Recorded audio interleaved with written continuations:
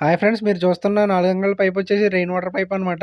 So rain water pipe కింద కనబడుతున్న ఎలబెండ్ అయితే లోపల గదులు కడిగినప్పుడు నీరు రావడం కోసం పెట్టడం జరిగింది.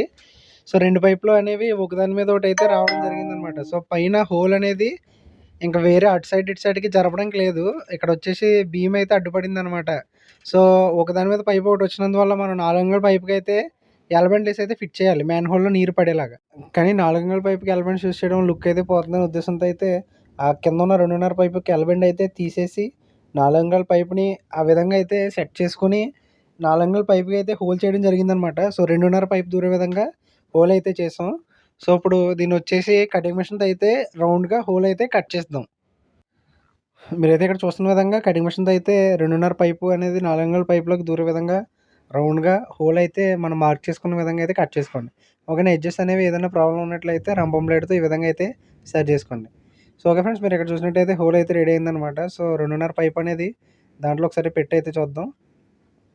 సో ఓకే, మీరు ఇక్కడ చూడొచ్చు 2.5 పైప్ అనేది అయితే అందులో టైట్గా అయితే ఫిట్ అయిందనమాట. అండ్ ఫైనల్ వచ్చేసి మన 4 అంగుళాల పైప్కి 2.5 పైప్ని అయితే ఈ విధంగా కూర్చోబెట్టడం జరిగింది. సో దీనివల్ల అయితే ఒకటే పైప్ అంతుంది, అదేవిధంగా నీట్గా అయితే అంతుంది అనమాట. దీనివల్ల బెండ్స్ కూడా సేవ్ అవుతాయి. ఓకేనా. ఒకవేళ మీరు హోల్ ఏదైనా పెద్దది కూర్చున్నట్లయితే కనుక నో ప్రాబ్లం, ఎంసీల్ అయితే ఫిట్ చేయండి. అదేవిధంగా వీడియో నచ్చినట్లయితే లైక్ చేయండి, షేర్ చేయండి, అట్లాగే ఛానల్ని అయితే సబ్స్క్రైబ్ చేయడం మర్చిపోకండి.